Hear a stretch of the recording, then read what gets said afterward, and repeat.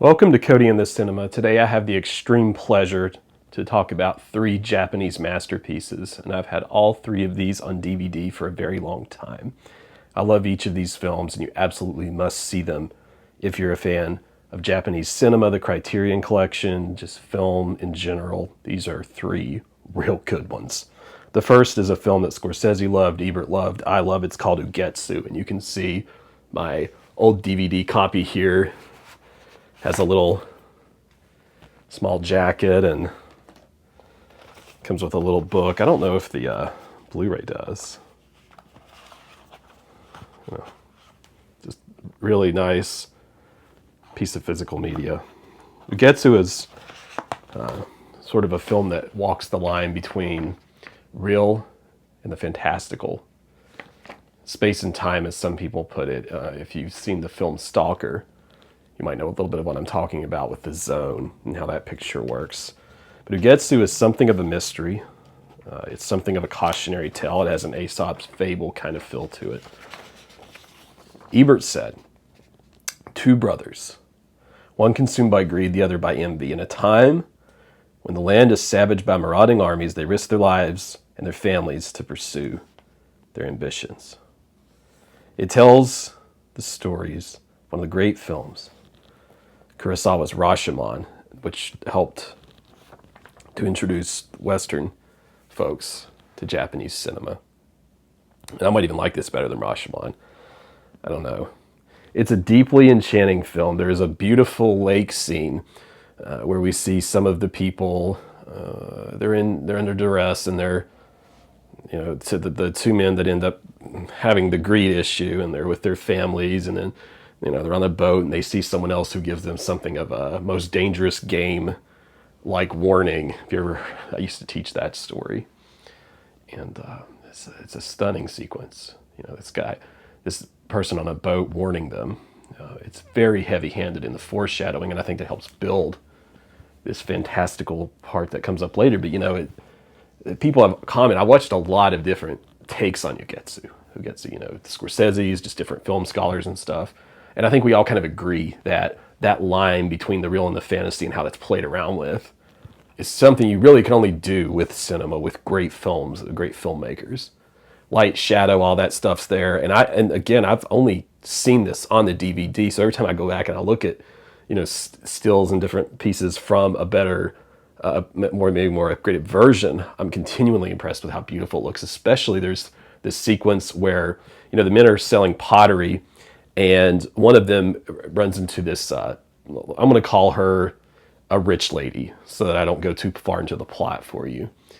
And when he's in her palace and the lights as he's walking, it feels ghostly or ghastly. And it had a little bit, the Phantom Carriage actually, as I'm talking this out, had a little bit of a feel of that. The Showstrom picture that kind of influenced the scene from The Shining. A little bit of that maybe is in there.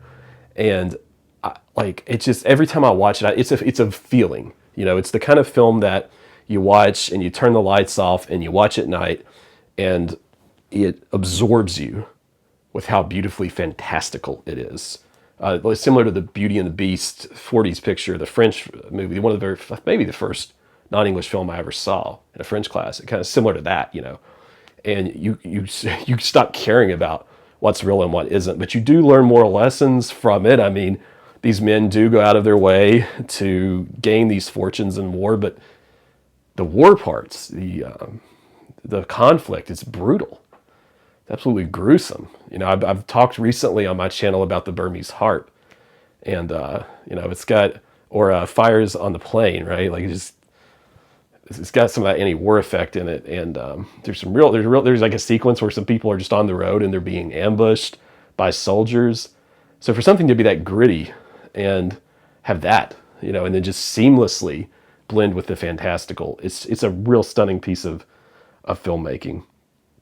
And I saw this many years ago. Like I said, it was one of my early Criterion DVDs that I bought, and I had not watched it, in at least 10 years. And it was so fun to rewatch this. So if you have seen Ugetsu, go back and rewatch it. I do not think you're not going to enjoy it. This particular version has a 72-page book featuring film critics, a film critic's writing, and the 3 short stories that influenced the film at 97 minutes. I actually don't remember if I've read all of that or not, so I might have to go back and look at that, but terrific. And those of you that have maybe, you've been to Barnes & Noble and you collect physical media like I do, if you got a hold of The Bride of Hades, which is a film I recommend you seeing, this isn't as good as Ugetsu, but it's pretty good. You're going to find common elements, even though this is not in black and white. You're going to find some elements to the ghostly parts of the story. And I think you'll enjoy it. Onibaba, a little bit of that kind of feel too, that film. Love it. Absolutely love it. Another film that finally made it all the way through. One Thing or Another has always, it's weird. And One Thing or Another has always stopped me from being able to complete this picture. But I did sit down with my wife and we watched one of the great Kurosawa films. And truly stunning work. Ikiru. I was thinking of something else. Ikiru is considered by many to be his greatest achievement, Kurosawa's achievement. And it presents the director, as the Criterion says here, at his most compassionate, affirming life through the exploration of a man's death. And that's not much of a spoiler because you get this voiceover in the very beginning where he doesn't even know yet, this bureaucrat working this kind of dead-end government job. He doesn't even know yet that he has this cancer, but he finds out as he goes along. Bill Hader is a big fan of this film, and I remember listening to him introduce it and talk about it and discuss it, and it's really, really moving, powerful, instructive, morally instructive film. Part of the film is him exploring his life and what he should do with it, with what time he has remaining. He drinks and goes around and parties to a point, and there's some real fun, interesting sequences of dialogue. There is a relationship that he's going to address with his son. You get to see how that works out because they're not on the best of terms. But part of the film, and another really interesting part that some of these kinds of films don't have, is we see throughout the film that there is this part of the city, and it needs fixed. It needs a park or something, and it needs. Some people will joke and compare this to Parks and Rec, the show, and so some of the film is about him and how he will deal with that, and how others in the different parts of the government there will deal with it. And there are some funny scenes where people are trying to get this project going, and go to the sanitation department. Oh, you need to go to the engineering department. And there's a long extended sequence that I think a lesser filmmaker wouldn't have been able to do without some kind of studio interference, because there's a lot of talking about how this is going to happen, or how it happened, or who's to blame, or who's to thank, or who gets credit for this piece of the project. And that has so much, there's political implications. There's maybe a hint of satire in there from Kurosawa. And this scene with the swing set that is on the cover is super appropriate. And I think it's one of my favorite Kurosawa scenes in all of his movies. Besides, there are a few I really like. I like a few parts of Dreams and Kagemusha and these different pictures, but I really like the swing part. And I think you will too. I think you'll look for this. This scene's going to really tie the room together, so to speak. Those of you that have seen Ikiru, you'll have to tell me what your favorite Kurosawa is.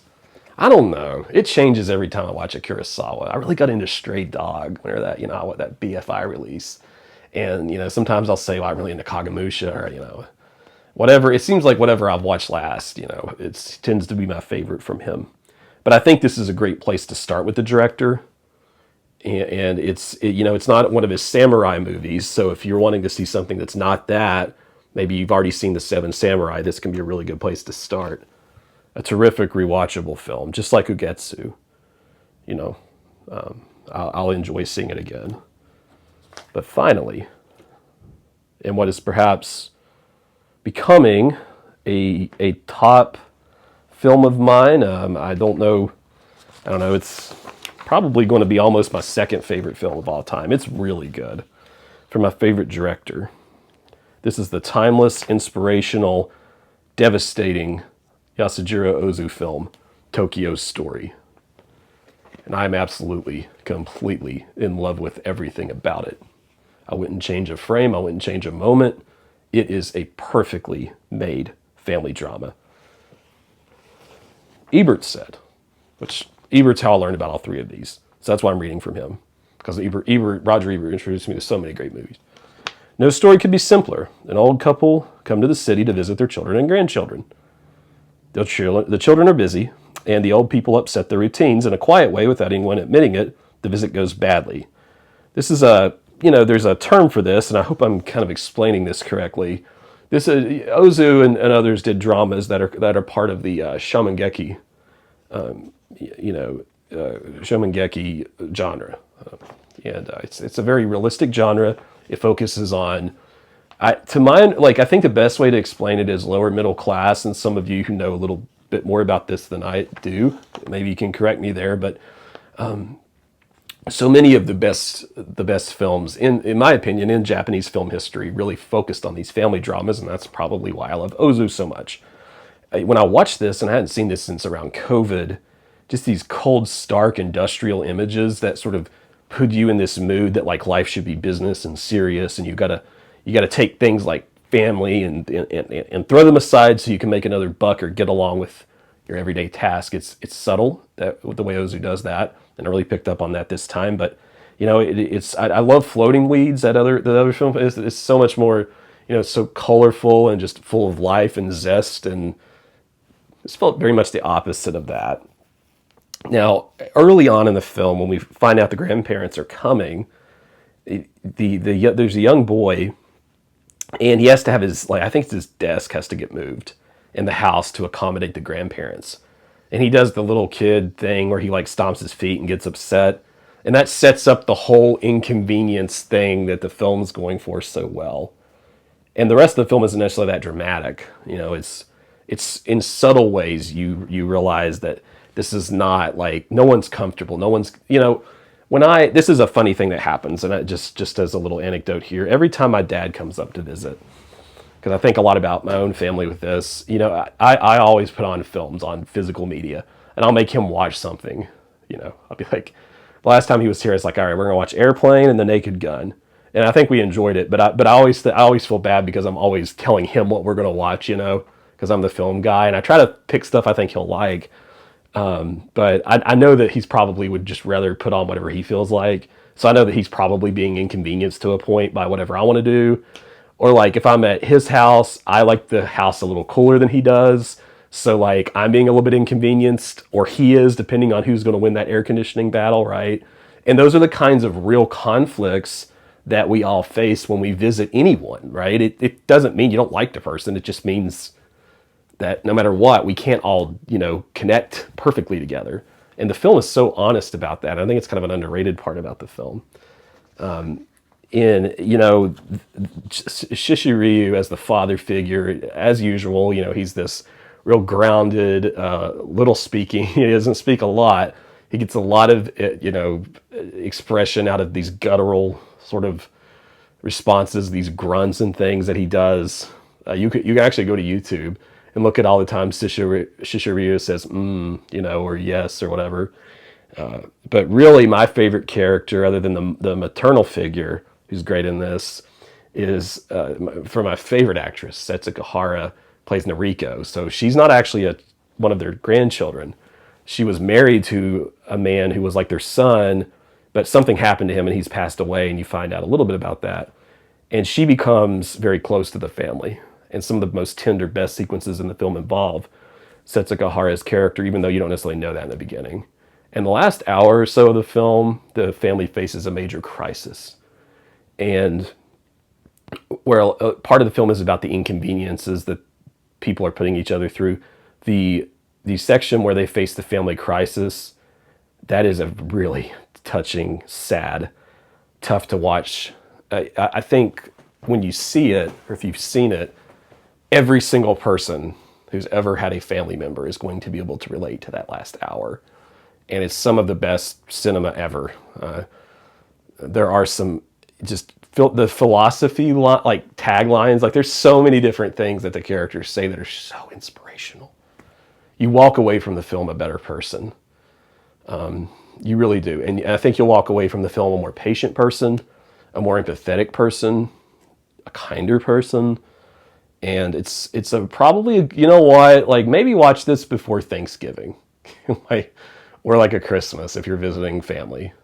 And just remember, like, the thing I always take away from this film is, like, remember, when family gets together, things are going to happen.